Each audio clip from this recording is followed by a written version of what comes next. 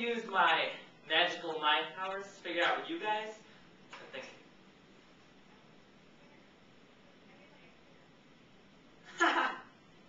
That's gross. I got it. What you're thinking, well, most of you at least, is that I'm weird. And you're probably right. I mean, I'm a senior and I still have my braces on. I'm the only guy who plays flute in the marching band, and I just tried using magical mind powers to figure out what you were thinking. But that's okay, because that's why I, the student body president, am here to speak to you, the incoming freshman class. Because honestly, I think you're weird too. And it's not just me, so does the rest of the school. Why? Well, the reason is social proof. Basically, we look to other people's reactions to figure out how we should act. There's many names for this, like jumping on the bandwagon, crowd psychology, herd mentality, whatever you want to call it, everyone seems to be doing it. Despite how much of an individual you think you are, in the last 30 seconds, you probably looked at your friends to figure out how they were reacting to me. And this is the perfect example. Because our society is constantly relying on social proof, we're losing the ability to think for ourselves. So today, let's find out what other people think about the causes of this problem. Then, we'll do the cool thing and study the effects of this phenomenon. And finally, we'll look at ourselves and figure out a way we can start making decisions on our own. And before I'm through, I promise you can form your own opinions of me. And I'd love to hear them, but only if they really are your own. Oh my gosh, look over there! Look over there! See, in a normal situation, you would all look over there because everyone else is looking there. But anyways, let's look at why we follow social proof in the first place. One reason people tend to jump on the bandwagon is because we don't want to be weird, shockingly. One of the first things you'll learn in high school is that it's good to have friends. According to a March 2008 issue of Social Forces magazine, associating with people who share our interests, demographic, and even physical traits makes us feel more comfortable. So let me get this straight. We like being with people who are similar to us? Duh! You don't even have to be in high school to know that. And that's why no one wants to be weird. Once we become weird or different, we're scared we'll lose all our friends. So instead, we submit to social proof. After all, if we're doing what everyone else is doing, then we can't be doing anything wrong. Another reason people tend to rely on social proof is because it's easier to follow what everyone else is doing than make decisions on our own. And basically, we're being stereotypical teenagers again by taking the easy way out. Only this time it doesn't involve fishing wire and Jell-O. This guy knows what I'm talking about. Basically, we follow other people's examples because we automatically think they are correct.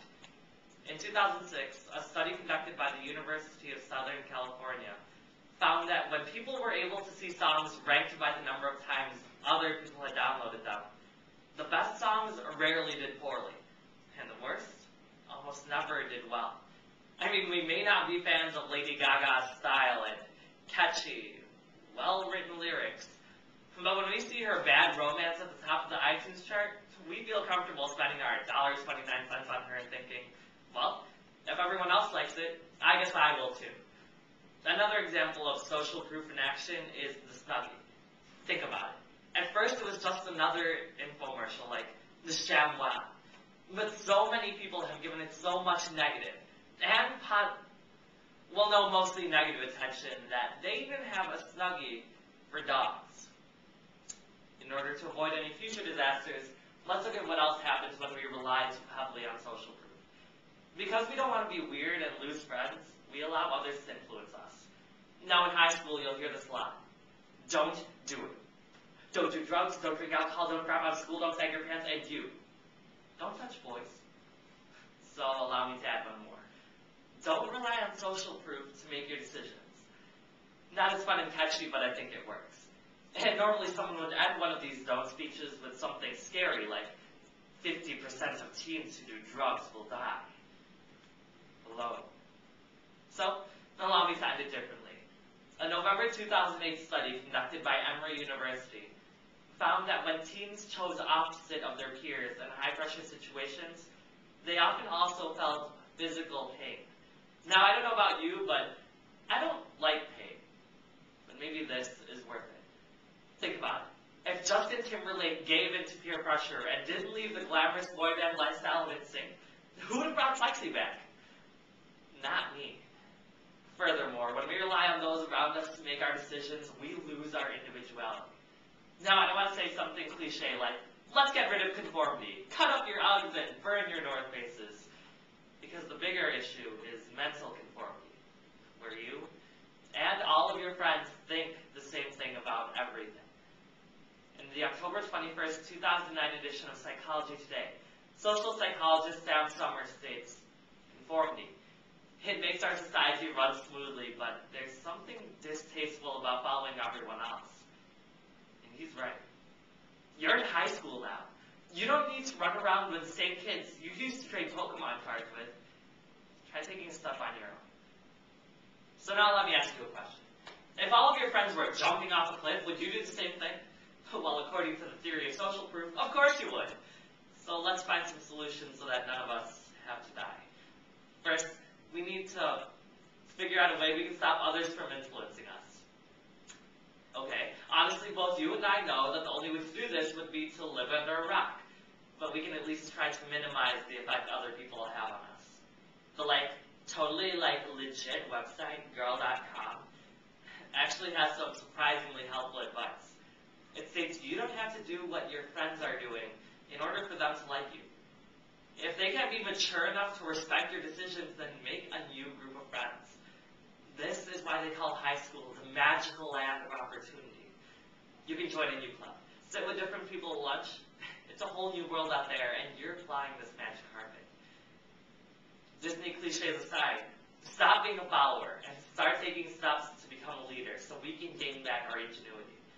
The Go Army website states that being a leader is the best way to boost your self-confidence, which in turn is the best way to combat social proof. Try taking small steps first, like go shopping by yourself. Now, I know it's awkward because you're still at that phase where your mom has to drive you around everywhere, but trust me on this one. Try it. And don't just look at the best sellers or top-rated items, but look for something that's really interesting to you. That way, you can recommend it to your friends. And when you realize that it becomes a big hit, you'll see that making a decision for yourself can really pay off.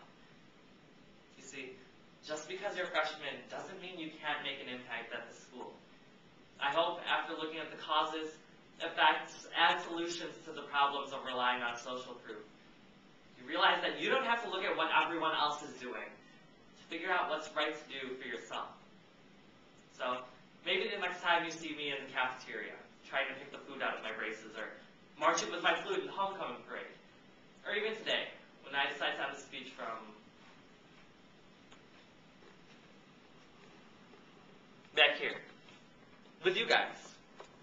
I hope you don't think I'm too weird.